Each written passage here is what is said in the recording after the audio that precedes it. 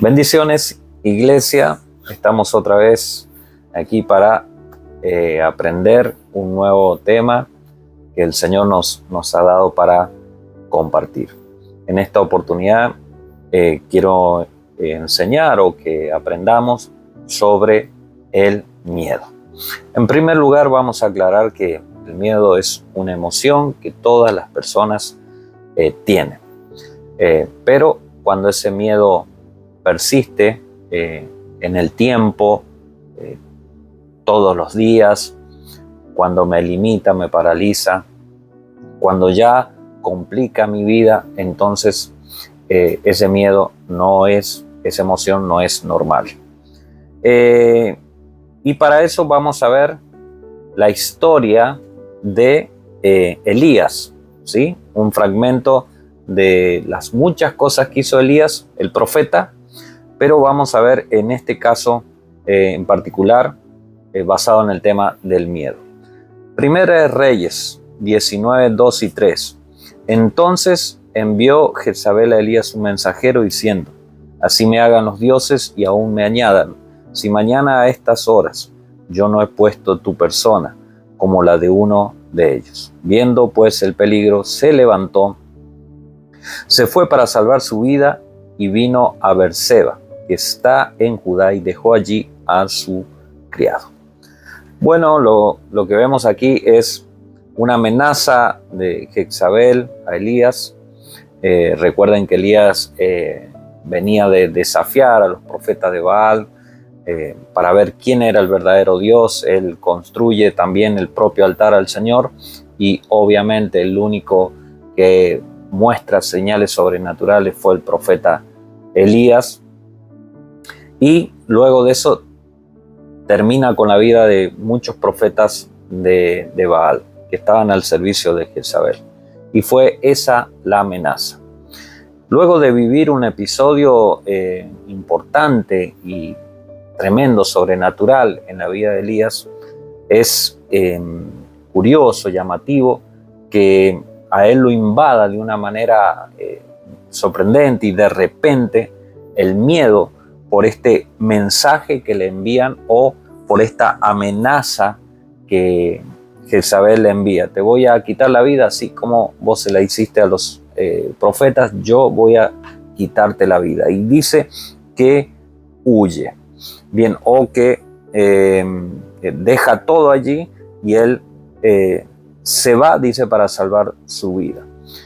Lo primero que vemos aquí es Elías huyendo, ¿no?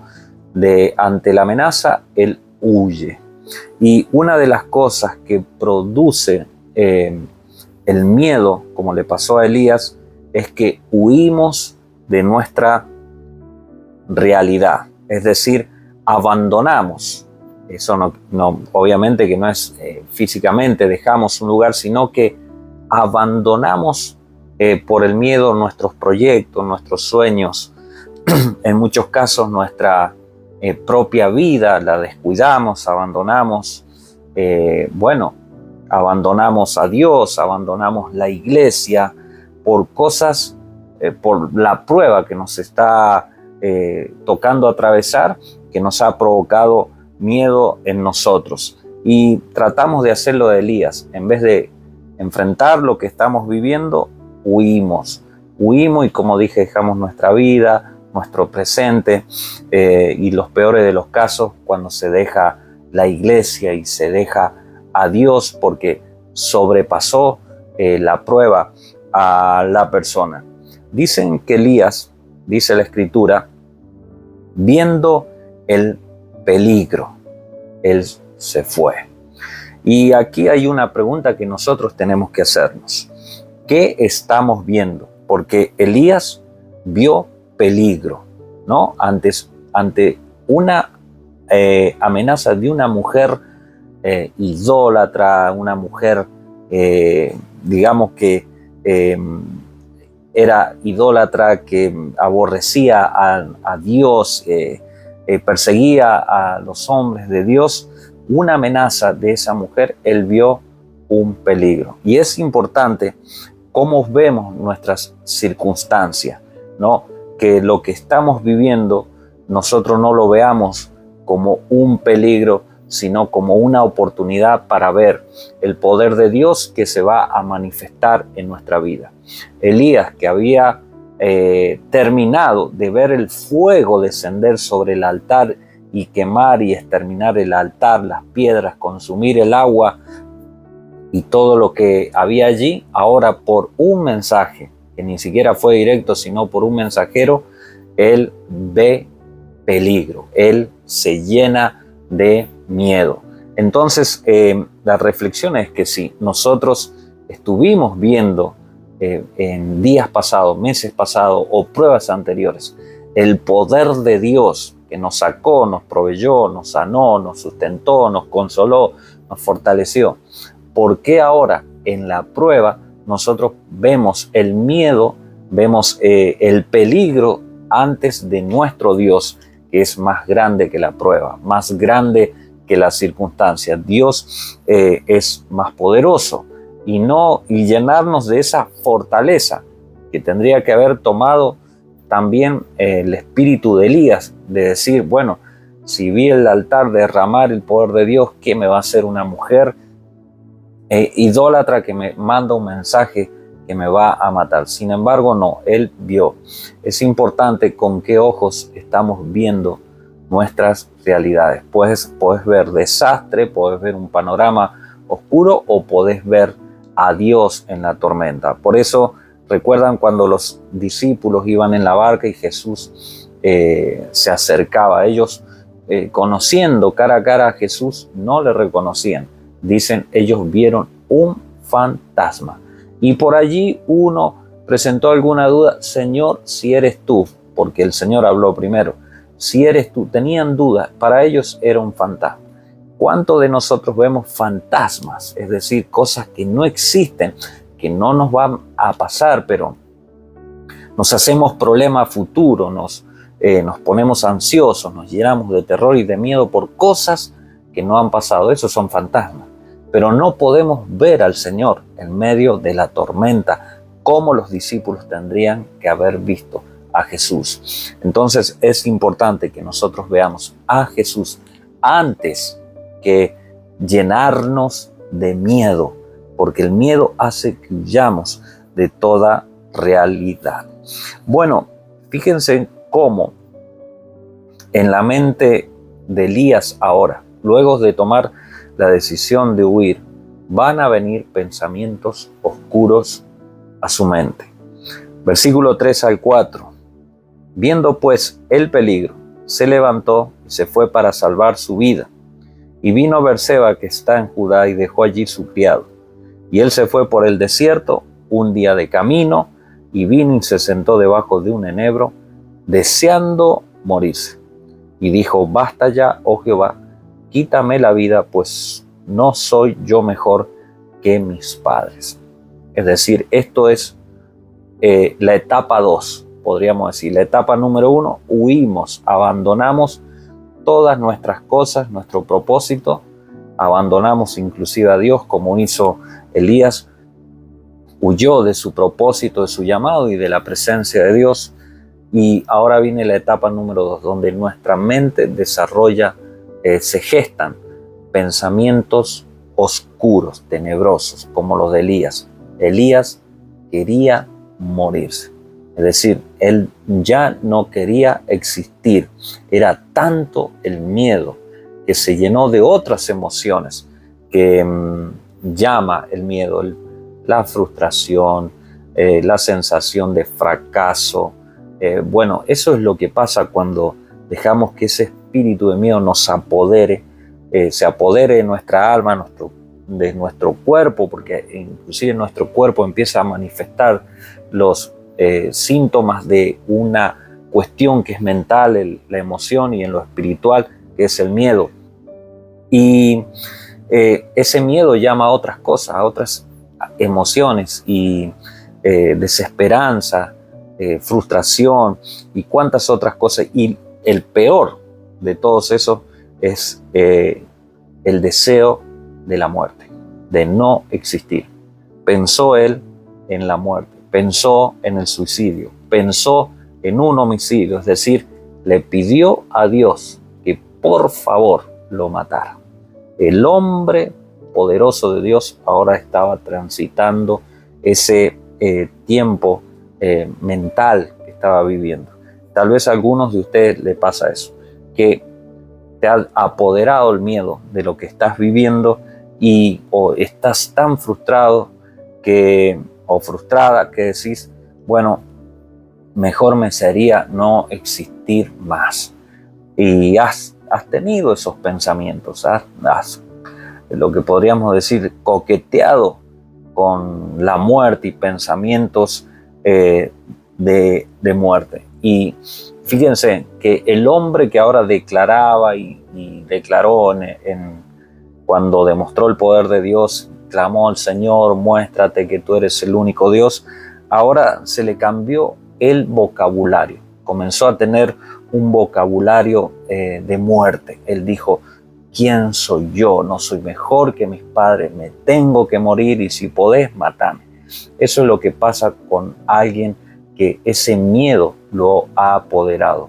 Número 1, huye. 2, vienen pensamientos oscuros. 3, se le cambia el vocabulario. Todo es negativo, todo es malo, todo es muerte, todo es oscuro. Es decir, de cómo se cumple lo que dice la Escritura, de la abundancia del corazón habla la boca. Ese corazón ahora está oscuro, lleno de miedo y de terror, y la boca expresa lo que hay en el corazón. Pero tenemos que saber que hay poder en nuestras palabras y tenemos que revertir ese vocabulario y tener un vocabulario de fe. Estoy pasando esto, me quiere atrapar el miedo, pero no, tendré valor. Vamos a salir adelante porque Dios estará en tiempos buenos y en malos. Dios es mi fortaleza. El Señor sabe hacer las cosas. Me entrego, me suelto a las manos de Dios. Eso es lo que tenemos que hacer siempre que viene esa emoción, siempre que el miedo quiera apoderarse de tu vida. Soltate a las manos del Señor para que puedas cambiar ese vocabulario. Tal vez ya se están sintiendo identificados con esta enseñanza. Ahora bien, en medio de todo eso que nos pasa, el proceso del miedo, ese espíritu de miedo que se apodera de nosotros, como le pasó a Elías, y Dios tiene que tenernos paciencia y misericordia, nos soporta ese vocabulario negativo y deseo de muerte. Vamos a ver a Dios que nunca, por más que nosotros lo decepcionemos, es decir, no podamos ser fieles, Él tendrá y tiene misericordia de nosotros. Enviará Él su ayuda. La ayuda de Dios viene en medio de nuestras crisis y de nuestro miedo. Eso hizo Dios con Elías. Primera de Reyes. Bueno, el capítulo 19 que estamos viendo. Ahora vamos a ir al 5 hasta el 8. Y echándose debajo del enebro, se quedó dormido y aquí luego un ángel le tocó y le dijo, levántate y come. Entonces él miró y he aquí a su cabecera una torta cocida sobre las ascuas y una vasija de agua, y comió y bebió y volvió a dormirse.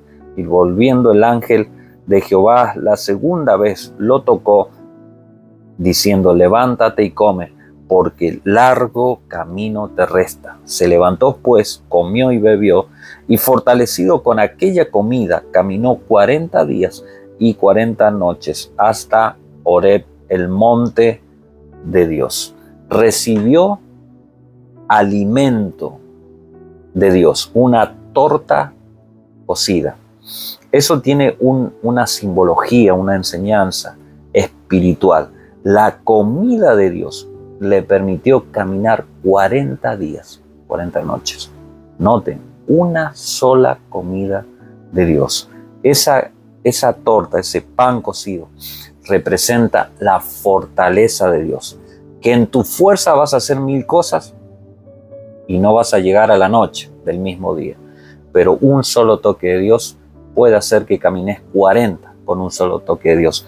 cuánto más si el Señor fortalece toda tu vida. Así que Dios siempre envía su ayuda, te va a enviar su poder, la unción para fortalecerte, para que puedas levantarte, para que puedas seguir caminando. No estás solo ni sola. Dios está allí para ayudarnos. Y el Señor le recuerda cuál es el sentido de su vida y le dice, largo camino te resta. Y creo que a muchos de ustedes Dios le está diciendo también lo mismo. Largo camino te resta. Dios le recuerda quién es Él. Dios recuerda su promesa. Eso es lo que Dios hace cuando estamos aterrados de miedo. Nos recuerda Dios que somos escogidos, que tiene un plan para nosotros, que tiene un llamado para nosotros, que Dios es el que controla nuestra vida y que no el miedo debe controlarnos a nosotros. Y eso es lo que Dios hizo con Elías. Le recordó que tenía un llamado y que él era su profeta. Y fíjense que dice que él caminaba por el desierto. Siempre que huyas de todo por miedo, de Dios, inclusive de Dios, vas a meterte en un desierto. Eso le pasó a Elías. Elías no estaba en un desierto. Él se metió en un desierto tratando de escapar y creyendo que para aquel lado estaba mejor su vida. Y quiero decirte algo, una reflexión. Mejor pasar a afrontar la amenaza y la prueba con Dios que irse al desierto y Dios no esté ahí. Si no fuera por la misericordia de Dios, que allá fue a rescatarlo al desierto, se habría perdido la vida de Elías. Así que mejor una prueba con Dios que un desierto sin Dios. Eso es importante que nosotros lo podamos entender. Pero vamos a ver que Elías va a ir más allá. Vemos aquí en esta historia que aparentemente el miedo se iba acrecentando. Si bien recibía fuerza, consuelo y el ángel del Señor se le apareció para hablarle, él sigue dejando que se geste ese miedo en su vida. Y esto le pasa a muchos que pasando la prueba o vino ese miedo, escuchan una palabra, en un momento de unción, alguien les habla, les aconseja, le dicen de todo, pero aún sí persisten siguen escapándose y terminan en lo que va en una cueva como pasó con Elías. Verso 9 dice, y allí se metió en una cueva donde pasó la noche y vino a él palabra de Jehová, el cual le dijo, ¿qué haces aquí, Elías? Fue más allá y se metió en la cueva. Recibí la palabra cuando la estás escuchando y cambia de actitud cuando te dan un consejo, cuando te hablan. No sigas por el desierto y termines en la cueva. Allí se quería esconder Elías, esconderse de algo que era imposible. Él quería esconderse de su realidad. Primero, se quería esconder de Jezabel y en segundo lugar, se estaba escondiendo aún de su propio llamado de Dios. Y entonces el Señor va y le dice, ¿qué haces acá? Este no es tu lugar. ¿Qué haces metido en una cueva? Vos sos mi profeta. Tenés que hacer tu llamado y tu trabajo. Tu llamado no es huir, sino el enemigo tiene que huir de nosotros. Y eso es lo que nosotros tenemos que entender y lo que Dios nos dice. ¿Qué hacemos? Muchos, tal vez de ustedes, están metidos en esa cueva espiritual y Dios te dice, ¿qué estás haciendo ahí? Y entender, como recién dije, que el que tiene que huir es el diablo, no nosotros. No nosotros dejar el llamado, la iglesia, Dios, nuestros planes, nuestros sueños, nuestro propósito. No, el diablo tiene que huir.